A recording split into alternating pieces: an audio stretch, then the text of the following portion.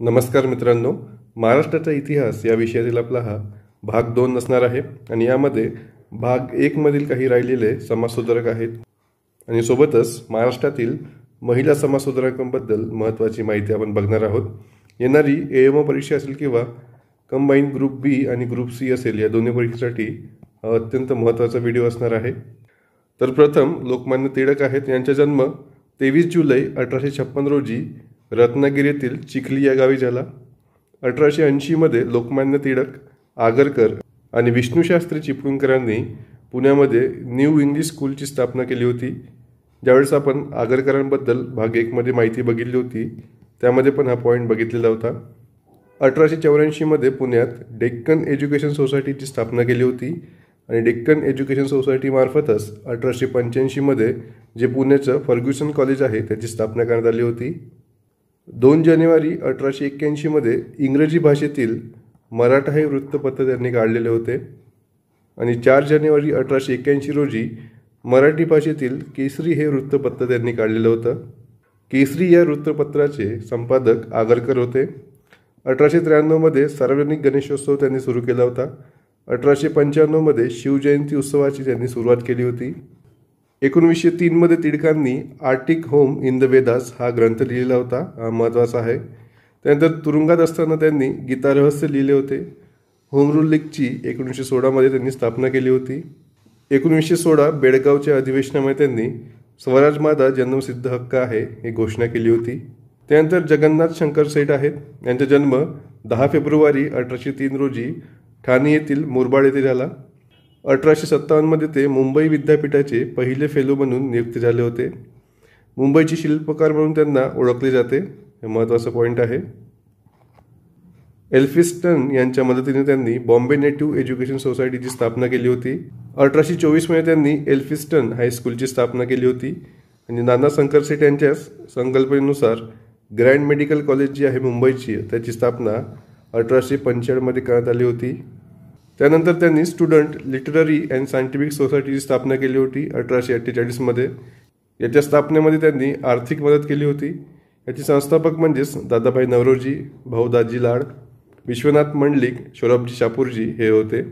नाना शंकर सेठ यांनीच बॉम्बे असोसिएशन ही महाराष्ट्रातील पहिली राजकीय संघटना जी आहे 1852 मध्ये स्थापन केली होती, आपण महत्त्वाचा पॉईंट आहे इथे। त्यानंतर दर्पणकार आचार्य बाळशास्त्री जांभेकर आहेत।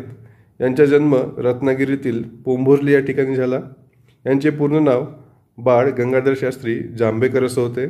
बॉम्बे नेटिव्ह एज्युकेशन सोसायटी जी आहे, जी नाना शंकर सेठ यांनी स्थापन केली होती, त्यामध्ये हे डेप्युटी सेक्रेटरी म्हणून होते।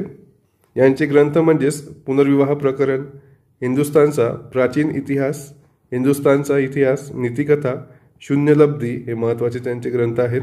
जे हायलाइटेड आहेत ते अत्यंत महत्त्वाचे आहेत, शून्यलब्धी आणि हिंदुस्थानचा इतिहास। बाळशास्त्री जांभेकरांना मराठी वृत्तपत्र सृष्टीचे जनक म्हणतात, हा महत्त्वाचा पॉईंट आहे। जांभेकर यांनी मराठीतील पहिले वृत्तपत्र दर्पण हे काढले होते। ही तारीख पण लक्षात ठेवायची आहे, 6 जानेवारी 1832 रोजी त्यांनी दर्पण हे वृत्तपत्र सुरू केले होते मुंबईतून। त्यानंतर लोकहितवादी आहेत। यांचा जन्म 18 फेब्रुवारी 1823 मध्ये झाला पुण्यामध्ये। ते मूळचे रत्नागिरीचे होते। यांचे पूर्ण नाव गोपाळ हरी देशमुख होते, मूळ आडनाव सिंधय्या होते। राव बहादूर ही पदवी त्यांना लिटनद्वारा दिली होती 1877 मध्ये। लॉर्ड लिटन हे त्यावेळेस भारताचे गव्हर्नर जनरल म्हणून होते, त्यांनीही राव बहादूर ही पदवी दिलेली होती। भाऊ महाजन यांच्या प्रभाकर या वृत्तपत्रामध्ये त्यांनी हिंदू समाजाला उद्देशून जे लेखन केले त्याला शतपत्रे असे म्हणतात, हा महत्त्वाचा आहे। ती 108 शतपत्रे होती। त्यांचे ग्रंथ म्हणजे महत्त्वाचं लक्ष्मीज्ञान आहे। त्यानंतर सार्वजनिक काका आहेत। त्यांनाच आपण गणेश वासुदेव जोशी असे म्हणतो। यांचा जन्म 9 एप्रिल 1828 मध्ये सातारा येथे झाला। यांनी श्रीनिवास पंत यांच्या अध्यक्षतेखाली सार्वजनिक सभा जी आहे ती 2 एप्रिल 1870 रोजी स्थापन केली होती। त्यांच्या पत्नी म्हणजेच सरस्वतीबाई जोशी आहेत। त्यांनी 1871 मध्ये स्त्री विचारवंती संस्था ही स्थापन केली होती, हा महत्त्वाचा पॉईंट आहे। 1877 साली भरलेल्या राजदरबारात उपस्थित होते आणि तिथे त्यांनी डिक्लेरेशन ऑफ राईट्स या मानपत्राचे वाचन केले होते। स्वतःच्या हाताने विणलेला खादीचा वेश परिधान करून राजदरबारात 1877 गणेश वासुदेव जोशी उपस्थित होते. हा पण महत्त्वाचा पॉईंट आहे इथे. त्यानंतर विनायक दामोदर सावरकर आहेत. यांचा जन्म 28 मे 1833 भगोर नाशिक जिल्ह्यामध्ये झाला. 1900च्या सुमारास त्यांनी नाशिक येथे मित्रमेळा या संघटनेची स्थापना केली आहे. 1904ला त्यांनी या संघटनेचे नाव बदलून अभिनव भारत असे करण्यात आले आहे. 1906 रोजी त्यांनी पुणेमध्ये परदेशी कापडाची होडी जाळली होती. त्यांचे ग्रंथ आहेत दिलेले. त्यांचे चरित्र आहे. यातील महत्त्वाचं म्हणजे जोसेफ मॅझिनी आहे. आत्मचरित्र महत्त्वाचं म्हणजे माझी जन्मठेप आहे. यावर पण भरपूरदा प्रश्न आलेला आहे. सावरकर यांना हिंदू महासभेच्या स्थापनेमध्ये महत्त्वाचे श्रेय दिले जाते. ते सतत 7 वर्ष हिंदू महासभेचे अध्यक्ष पण होते. त्यानंतर गोपाळकृष्ण गोखले आहेत. यांचा जन्म 9 मे 1866 रत्नागिरी येथे झाला. एल्फिस्टन स्कूल पुणे येथे ते शिक्षकाची नोकरी करत होते. फर्ग्युसन कॉलेजमध्ये पुणे येथे ते इंग्रजी, इतिहास आणि तर्कशास्त्र हे विषय शिकवत होते. फर्ग्युसन कॉलेज जे की डेक्कन एज्युकेशन सोसायटी आहे, जे की लोकमान्य टिळकांनी काढली होती, त्याच्यामार्फत हे फर्ग्युसन कॉलेज सुरू केले होते. त्यांनी वेल्बी कमिशन समोर साक्ष दिली होती. हितवादी या नावाने ते दैनिक चालवत होते. आणि आता जे आपलं हितवाद इंग्लिश पेपर आहे, न्यूजपेपर आहे हितवादा, ते गोपाळकृष्ण गोखलेचंच आहे. 12 जून 1905 त्यांनी भारत सेवा समाज ही संस्था स्थापन केली होती. हा पण महत्त्वाचा पॉईंट आहे इथे. त्यानंतर महाराष्ट्रातील काही महिला समाजसुधारक आहेत, त्यांच्याबद्दल पण आपल्याला माहिती असायला पाहिजे. प्रथम सावित्रीबाई फुले आहेत. यांचा जन्म 3 जानेवारी 1831 रोजी नायगाव जिल्हा सातारा येथे झाला आहे.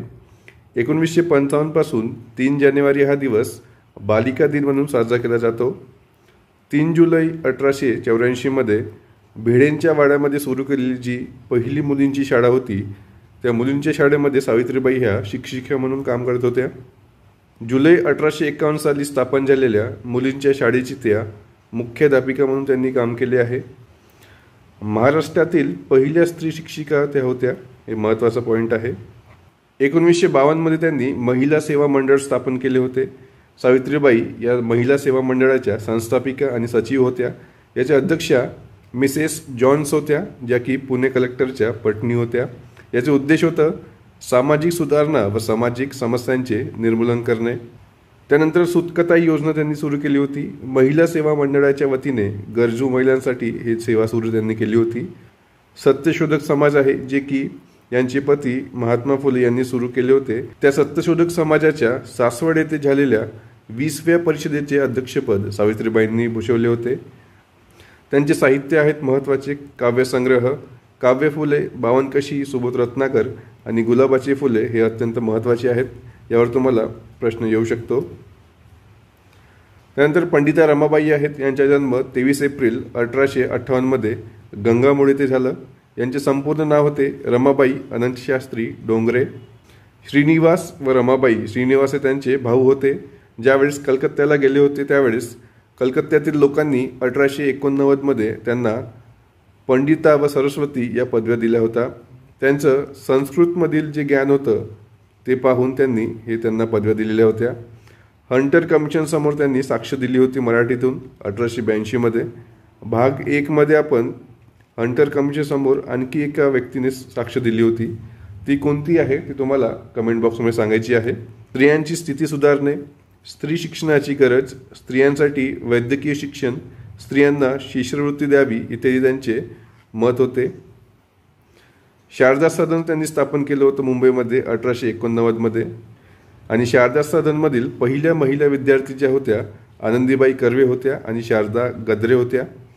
सदनमधील पहिली मुलगी शारदा गद्रे ही होती आणि तिच्याच नावावरून या संस्थेचे नाव शारदा सदन असे ठेवले गेले होते.